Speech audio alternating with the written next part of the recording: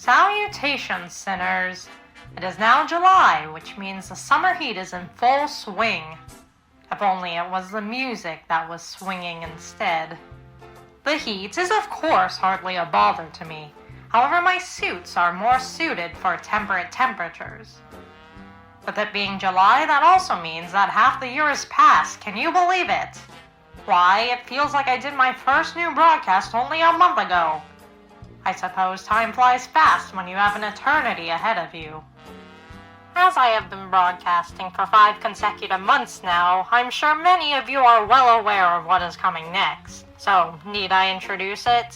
And for those of you who are new, well, you'll see in a few seconds. Our first letter reads as follows. Home glow. What the hell does ohm mean? Thank you for including my letter, lol. One more question. When Jax goes to hell, can you tell him to stop tormenting me and stop breaking my comedy mask? Signed, Broken Comedy Mask. You are very welcome, Comedy Mask.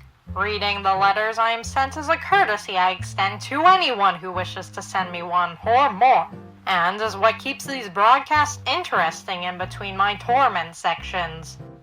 Regarding your question, I am afraid I do not know who Jax is.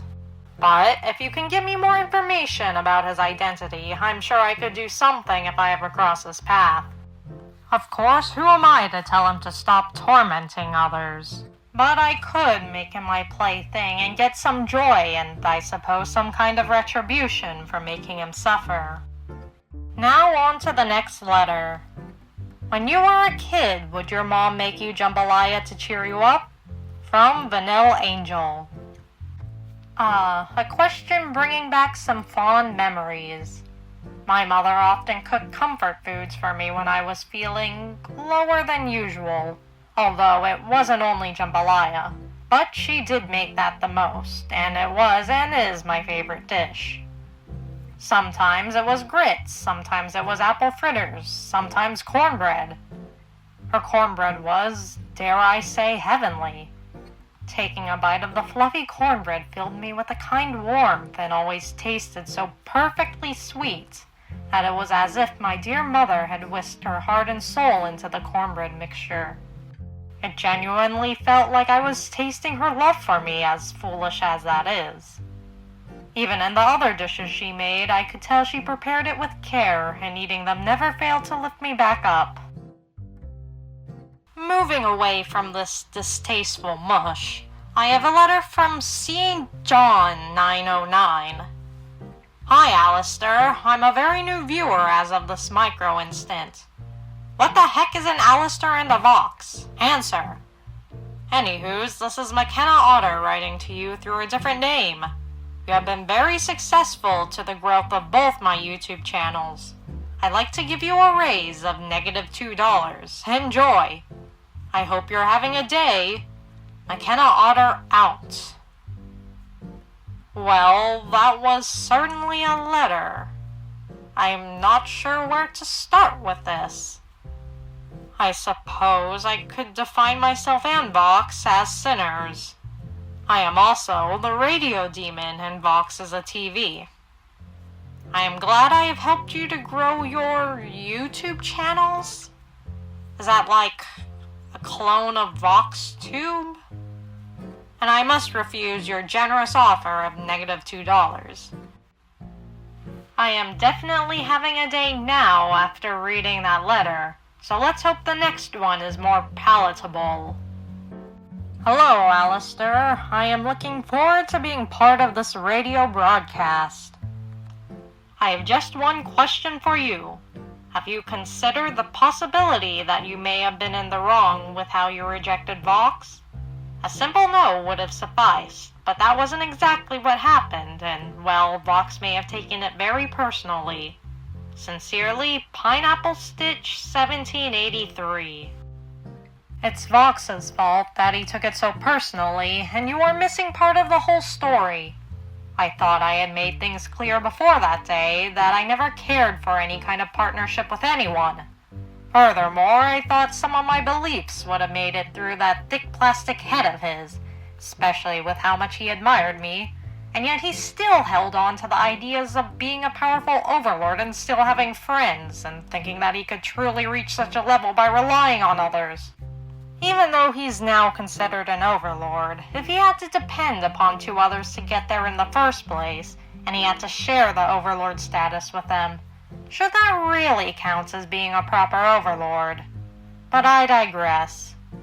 Box's proposal ring is absolutely idiotic to me, and I feel he should have known better than to think I would accept such a proposition.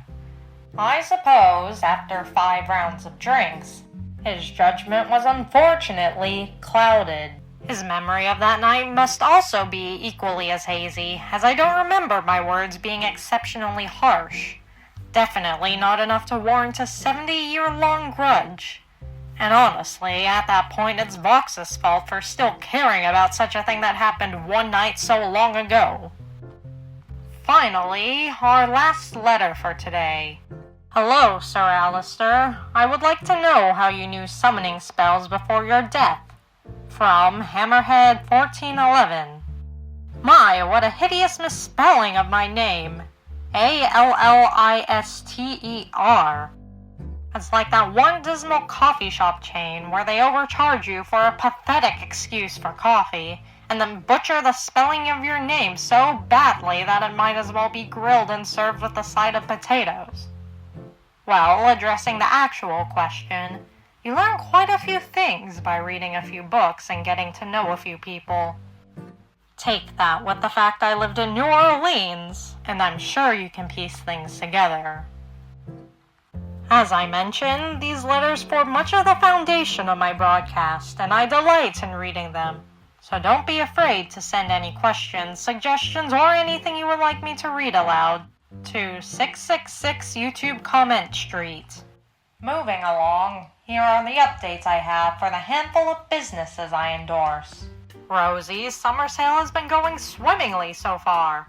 With summer heat at hellish new heights, the Emporium's special sunscreen has been a bestseller, with hordes of customers praising it for its additional cooling and rejuvenating effects. Of course, the more exciting items have also been successful. The seasonal ice cream has been selling out as fast as they returned, especially flavors like mint chocolate chip, butter pecan, passion fruit, and cooked eyes and cream. The Edwardian-style swimsuit line has also been a hit with the citizens of Cannibal Town, although I have no idea why the rest of the pentagram has yet to appreciate how exquisite both are. So you should pay a visit and try them both for yourself if you haven't already. In addition to Rosie's Emporium, I am affiliated with the ACG goods store Otter Space, which has been doing quite well this past month. They have dropped quite a lot of new merchandise, if you aren't already aware, including a Murder Media series. Murder Media apparently being a name for my human version and Box's human version being placed together, as well as a pride design for me. The business owner also wanted me to inform all of you viewers that if you ever feel a drawing she has made would make for a good merch design, don't be afraid of telling her. Now, I usually keep this section rolling by providing updates on the Has-Been Hotel. However, this broadcast I will be refraining from telling you all about what has been happening at the hotel this past June. Instead, Miss Morningstar is back to inform you herself. And Miss Vagatha's here as well. It's Vaggie.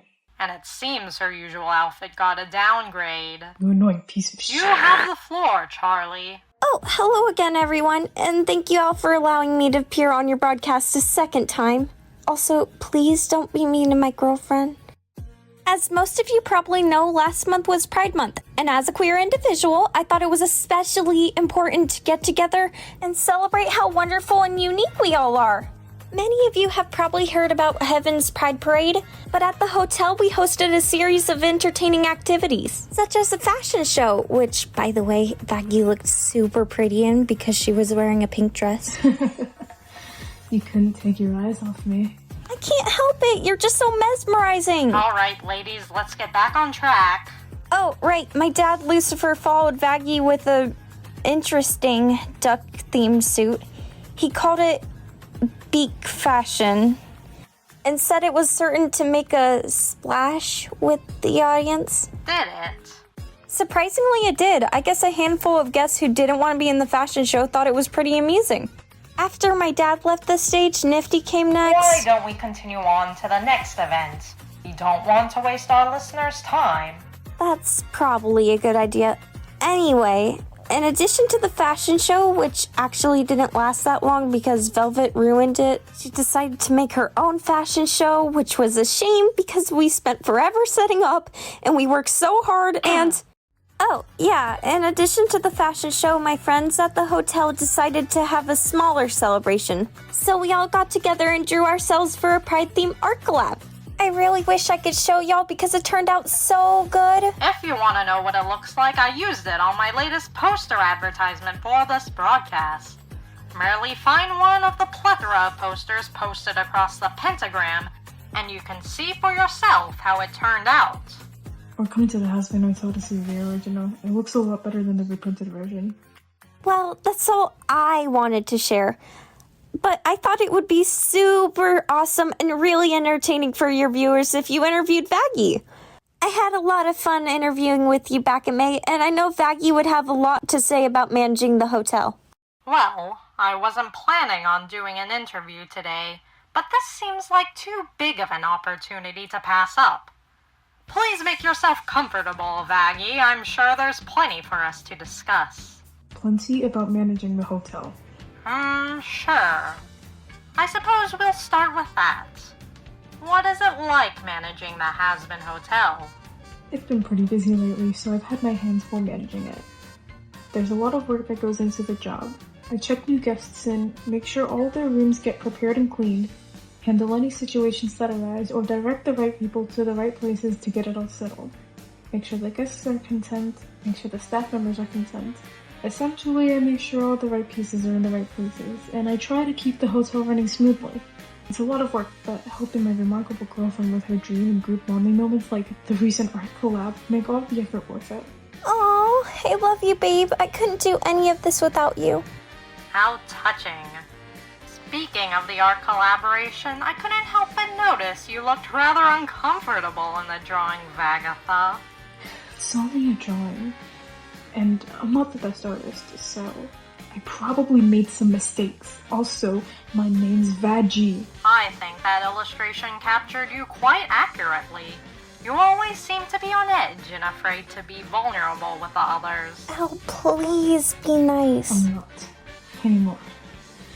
I trust all my friends at the hotel, and I've been learning to open up and that there's nothing wrong with being a little vulnerable. Is that so? Can you really feel safe even among friends? As history has shown, those who seem the closest to you may turn around and stab you in the back when you least expect it. Shut up or I'll cut out your voice box. So you still like threatening to kill sinners? Ow. It was a baseless threat. I wasn't going to follow through. Besides, you're the one to talk. You love torturing and killing souls. I may be a monster, but at least I'm not an exorcist. Alistair, that is enough. We're leaving. No, Charlie, I need to address this. Are you sure? Okay. It's true, I used to be an exorcist. I cannot fathom how much pain I've brought to all of you, and I am so deeply sorry for hurting you people and being part of what is undeniably genocide. None of you deserve to experience such a heinous event. None of you deserve to lose loved ones to the bloodlust of exorcists. No one deserved to be killed for solely being a sinner. I do not expect anyone to forgive me for what I did, but I want you to know that I no longer support anything the exorcist did or stood for. I have since learned that redemption is possible and that people can change. It was wrong of me and all the other angels to have assumed that being a sinner meant that the soul was purely evil and didn't deserve second chances. With everything I've done, which must be much worse than anything the extermination victims did, I won't blame you if you refuse to give me a second chance. However, I still hope you can give me one, and that I can prove that I too am capable of change and redemption. But not everyone I is. said this before, and I'll say it again. Everyone is capable of redemption. It's just a matter of seeking it.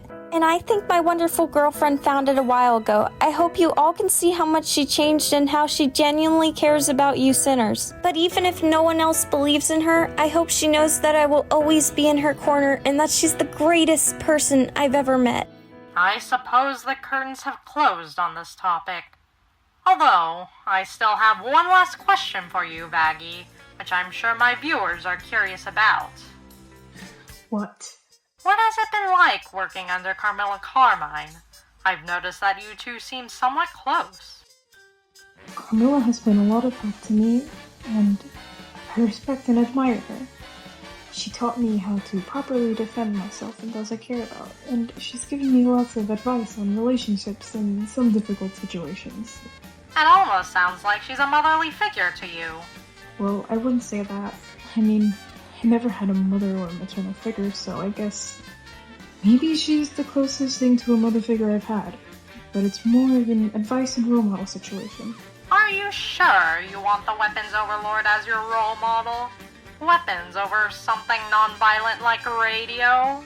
You're 10 times more violent than Carmilla.